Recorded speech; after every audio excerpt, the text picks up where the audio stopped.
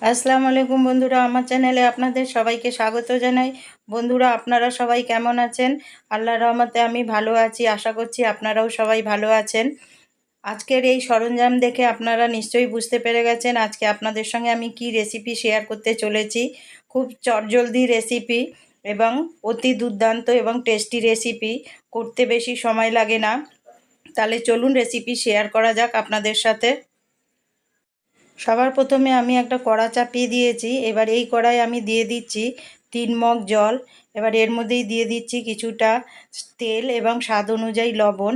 এবার জল ফুটে ওঠার অপেক্ষায় এবার আমি এখানে হাক্কা নুডল যে নিয়েছি, এবার এই জল ফুটে উঠেছে, আমি দিয়ে দিয়েছি। এখানে 500 গ্রাম রয়েছে। 2 থেকে 3 মিনিট এটা সেদ্ধ করব। সেদ্ধ খুব তাড়াতাড়ি হয়ে যায়, একটু মাঝে নাড়িয়ে চাড়িয়ে নেব। দেখুন সেদ্ধ হয়ে গেছে। এবার এটা আমি ছাঁকনিতে ছেঁকে নেব, ঝাঁঝরিতে। দেখুন ছাঁকা হয়ে গেছে। এবার উপর থেকে 3-4 মগ আমি ঠান্ডা জল দিয়ে দিলাম, যাতে আর একটার সাথে আর একটা না লেগে যায়। এবার দিয়ে দিলাম কড়াই কিছুটা সাদা তেল। এবার এই তেলের মধ্যেই দিয়ে দিচ্ছি একটা বড় সাইজের পেঁয়াজ কুচি।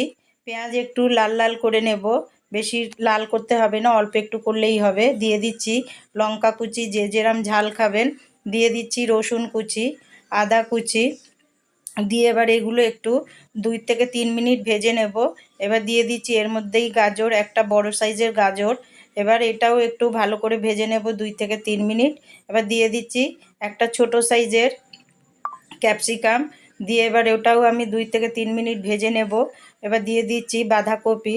সব একসাথে দিয়ে আমি এগুলো ভেজে নেব 2 থেকে 3 মিনিট।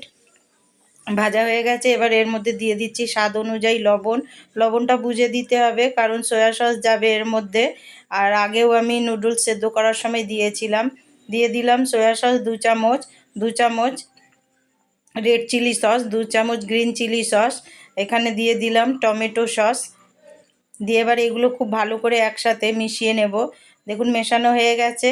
এবার এর মধ্যেই সেদ্ধ করা নুডলস দিয়ে দিচ্ছি। দেখুন একদম ঝরঝর সেদ্ধ হয়েছে, একটুও লেগে নেই। এবার এগুলো খুব ভালো করে একসাথে মিশিয়ে নেব। দেখুন মেশানো হয়ে গেছে, আর একটু ভালো করে মেশাবো। একদম ঝরঝরে হয়েছে, আর ওর টেস্ট তো অতি দুর্দান্ত হয়েছে।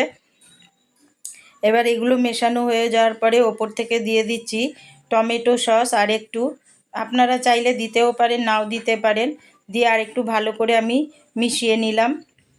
মেশানো হয়ে গেছে। এবার দিয়ে দিচ্ছি এখানে পাস্তা মশলা। আপনারা চাইলে ম্যাগি মশলাও দিতে পারেন।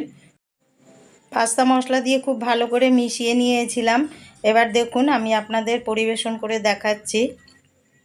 এরকম একটা প্লেটে নিয়ে নিয়েছি। এবার খুব ভালো করে এগুলো প্লেটে নিয়ে এবার এর মধ্যেই আমি দিয়ে দেব ওপর থেকে পেঁয়াজ কুচি, দিয়ে দেব শসা কুচি। আপনারা যদি পেঁয়াজ খেতে চান তাহলে দেবেন, নাহলে দেবেন না। আর ওপর থেকে দিয়ে দিচ্ছি আর একটু টমেটো সস।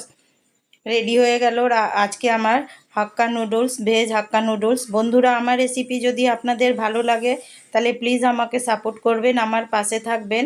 আর আমার রেসিপিকে লাইক শেয়ার কমেন্ট করতে ভুলবেন না। তাহলে দেখা হচ্ছে আবার পরের ভিডিওতে। আল্লাহ হাফিজ।